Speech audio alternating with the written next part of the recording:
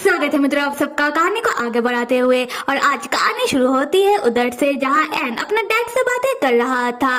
N खुद के ऊपर ही मायूस होते हुए अपने डैड से कहता है कि डैड, लैन का किसी भी चीज में कोई भी गलती नहीं है, फिर भी लैन को हर एक चीज का जिम्मेदारी लेना पड़ रहा है जो उसे लेना नहीं चाहिए। देखा जाए तो असल में हर एक चीज का कसूरवार एन है। अगला सीन फू फैमिली के लैब का है जहां हम एन के मॉम को देखते हैं। एन की मॉम अपनी बनाई हुई ब्रेन ट्रांसफॉर्म एक्सपेरिमेंट को फू फैमिली के बाकी एक्सपेरिमेंटर और डॉक्टर के साथ मिलकर कामयाब कर लेती है। ये देखकर सारे एक्सपेरिमेंटर और डॉक्टर एन की मॉम को थैंक्स करते हुए कहते हैं कि आज एन की मॉम के वजह से ही इतने दिनों बाद ब्रेन एक्सपेरिमेंट कामयाब हो पाया है।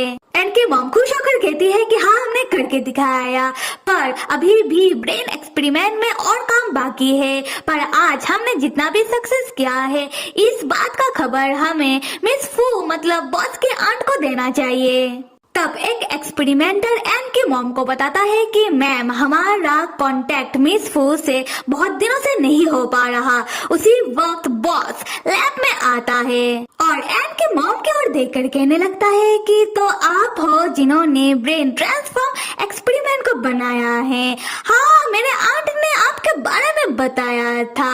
बाय द वे, कांग्रेचुलेशन कि आपने ब्रेन एक्सपेरिमेंट को कामयाब कर लिया है और मुझे यकीन है कि बाकी जितना भी लेवल बचा हुआ है आप उसे भी कामयाब कर लेंगी। और हाँ, मैं आप सबकी जानकारी के लिए एक बात बता दूं कि मेरे आंट के साथ कांटेक्ट करना आप लोगों के लिए फिलहाल बेकार है, क्योंकि मेरा आंट कुछ दिन पहले ही वो चल बसी और आज से मैं आप लोगों का नया बॉस हूँ और फू फैमिली का उत्तराधिकारी। तब एन की मॉम बॉस से पूछने लगती है कि क्या मैं जान सकती हूँ कि मिस फू अचानक कैसे चल बसी और उनके साथ क्या हुआ था। तब हम बॉस को देखते हैं जो लैब में रखा हुआ एक उल्फ की फोटो को देखते हुए एन की मॉम से कहता है कि हाँ बिल्कुल, आपको जो जानना है आप जान सकती हो, पर मुझे लगता है कि अभी आपके लिए सबसे जरूरी ये जानना है कि आपका बेटा अभी क्या कर रहा है। क्या आपको पता है कि आपका बेटा फिलहाल खतरे में है?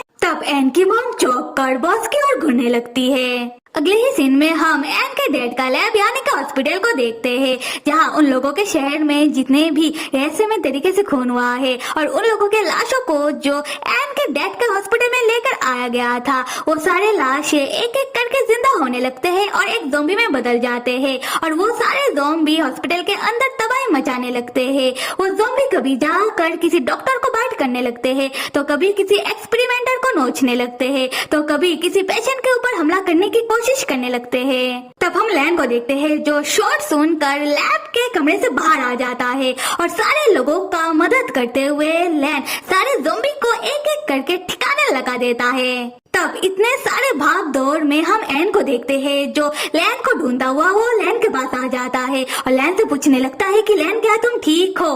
लैन बताने लगता है कि मैंने सारे ज़ॉम्बी को पकड़ के सामने के कमरे में ले जाकर बांध कर रख दिया है। एन चिल्लाते हुए पूछता है कि लैन, मैं तुमसे पूछ रहा हूँ कि क्या तुम ठीक हो? लैन एन के पास आते हुए कहता है कि मुझे क्या हो सकता है, मैं ठीक हूँ। उसी वक्त लैन का तबीयत बिगड़ने लगता है और लैन डिस्बैलेंस होकर एन के ऊपर गिर जाता है। एन लैन को पकड़ने के चक्कर में वो दोनों ही जमीन में गिर जाते हैं। हम एन को देखते हैं जो लैन का समय के साथ बिगड़ता हुआ तबीयत देखकर वो बहुत परेशान होने लगता है। उसके बाद हम लैन को देखते हैं जो अपना सर पकड़ के उठकर बैठता है और एन से कहने लगता है कि शायद मैं कुछ दिनों से ठीक से आराम नहीं कर पा रहा, इसीलिए शायद मेरा तबीयत बिगड़ रहा है। एन परेशान होकर लैन से कहने लगता है कि क्या तुम आराम नहीं कर पा रहे हो? देखो तुम्हारा तबीयत कितना बिगड़ रहा है। लैन, क्या तुम्हें भूख लगा है? लैन, क्या तुम्हें खून चाहिए? लैन कहता है कि चुप हो जा, मुझे कुछ नहीं चाहिए। और एक बात तो बताओ कि हॉस्पिटल में इतने सारे ज़ॉम्बी आ कहां से रहे हैं? और तुम एक बात समझ लो कि इन सारे ज़ॉम्बी को ना ही तुम्हारे लैब वाले और ना ही मैं अकेला बहुत देर तक हैंडल कर पाऊंगा। तो तुम एक काम क्यों नहीं करते हो? मेरे पास जो गले का डिवाइस है वैसा डिवाइस ही तुम इन सारे ज़ॉम्बी के गले में पहना क्यों नहीं देते हो? और जैसे ये डिवाइस मेरे ऊपर काम करता है वैसे ही ये डिवाइस बाकी ज़ॉम्बी के ऊपर भी काम करेगा। तो ऐसे करके हम बाकी सारे ज़ॉम्बी को हैंडल कर सकते हैं। तुम समझ रहे हो ना? तब तब हम एन को देखते हैं जो लैन की बातों का कोई जवाब नहीं दे रहा था। लैन एन से पूछता है कि एन तुम कुछ तो कहो। एन कहता है कि लैन असल में मैं उन ज़ॉम्बी को इस तरीके का गले का डिवाइस नहीं दे सकता। लैन पूछता है कि क्यों नहीं दे सकते। तब हम एन को देखते हैं जो शर्माने लगता है और शर्माते हुए लैन से कहता है कि तुम समझो कि मैं अभी उन्हें इस तरीके का गले का डिवाइस नहीं दे सकता तो बस नहीं दे सकता। लैन पूछता है कि एन क्या ये गले का डिवाइस इतना महंगा है कि तुम लोग और एफर्ट्स नहीं कर सकते। एन अभी ये मत कहना कि तुम लोग गरीब हो चुके हो। एन कहता है कि ऐसी बात नहीं है, बस मैं उन ज़ॉम्बी को ये गले का डिवाइस नहीं दे सकता। तब हॉस्पिटल में जितने भी डॉक्टर और एक्सपेरिमेंटर है वो सब लैन और एन की बातों को आकर ज्वाइन कर लेते हैं, जहाँ एक डॉक्टर लैन को बताती है कि देखो लैन, तुम्हारे पास जो ये गले का डिवाइस है ये सिर्फ एक ही है जो तुम्हारे पास है। और दूसरा एक्सपेरिमेंटर बताता है कि लैन एन सर ने तुम्हें अपने ध्यान में रखते हुए बहुत मेहनत करके खुद अपने दोनों हाथों से सिर्फ तुम्हारे लिए ये गले का डिवाइस बनाया था। अब समझ आया? तब एन का शक्ल देखने लायक होता है। एन सबकी बातें सुनकर लैन के सामने बहुत ज्यादा शर्माने लगता है। खैर अगला सीन रात का दिखाया जा रहा है। हम लैन को देखते हैं, वो लैन के कमरे से बाहर आ जाता है और छत के ऊपर चढ़ के रात में तारों को दिखते हुए अपने गले के डिवाइस को टच करते हुए मुस्कुराते हुए कहता है कि ये लड़का तो पागल है। उसके बाद हम देखते हैं कि एन के डैड एन को एक एक्सपेरिमेंट कमरे में ले आकर एक ज़ॉम्बी को दिखाते हैं। एन ये देखकर कहता है कि डैड ये तो नंबर 159 है। एन के डैड कहते हैं कि हाँ तुमने सही पकड़ा। एन तुम्हें तो मालूम ही होगा कि हम एक नया एक्सपेरिमेंट के ऊपर काम कर रहे थे।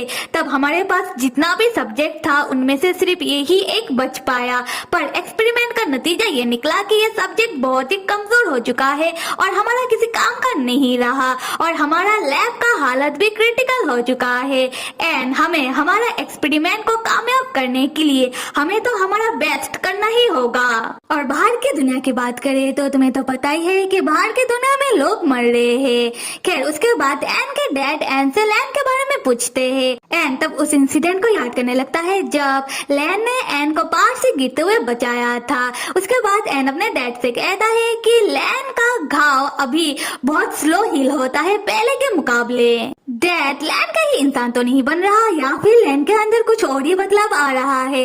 डैड अगर लैन को कुछ हो गया तो ये सोचकर एन बहुत ही पैनिक करने लगता है। एन के डैड कहते हैं कि एन तुम ऐसे ही कुछ भी मत सोचो, लैन को कुछ नहीं हो सकता और तुमको मैंने कितनी बार कहा है कि तुम अपने जज्बातों के ऊपर काबू रखो वरना तुम अपने लक्ष्य से भटक जाओगे। समझ रहे हो? एन कहता है कि हाँ मैं समझ रहा हूँ।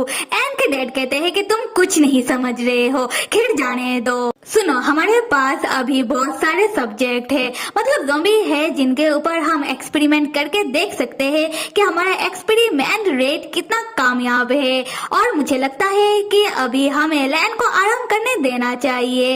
एन एक बात समझ लो कि अगर लैन का जान बचाना है तो हमें लैन को लैब में ही रखना होगा। तब एन के डैड देखते हैं कि एन उनके बातों के ऊपर ज्यादा ध्यान नहीं दे रहा क्योंकि एन ये सोच सोच के परेशान हो रहा है कि अगर एन लैन को बचा नहीं पाया तो क्या होगा। खैर हम लैन को देखते हैं जो छत के ऊपर बैठकर अपने हाथ में खरोच लगा रहा था और अपने हाथ को हील होता हुआ देख कर कह रहा था कि अभी मुझे हील होने में बहुत वक्त लग जाता है। उसी वक्त लैन के फोन में एक के बाद एक मैसेज आने लगता है।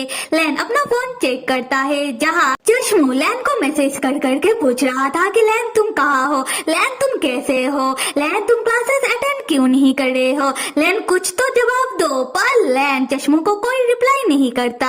अगले सीन में हम चश्मू और जीन को देखते हैं जहाँ जीन चश्मू से पूछती है कि क्या लैन ने रिप्लाई किया। चश्मू कहता है कि अभी तक नहीं किया। जीन तुम एक काम क्यों नहीं करते कि तुम एन से पूछो ना लैन के बारे में। जीन कहती है कि हाँ मैंने पूछा तो था पर एन ने भी कोई रिप्लाई नहीं किया। चश्मू कहता है कि मुझे लैन का बहुत फिक्र हो रहा है। जीन कहती है कि ठीक है मैं दोबारा एन से पूछूंगी और फिर भी अगर एन ने कुछ नहीं बताया तो हम दोनों उसे ढूंढने निकलेंगे, ठीक है।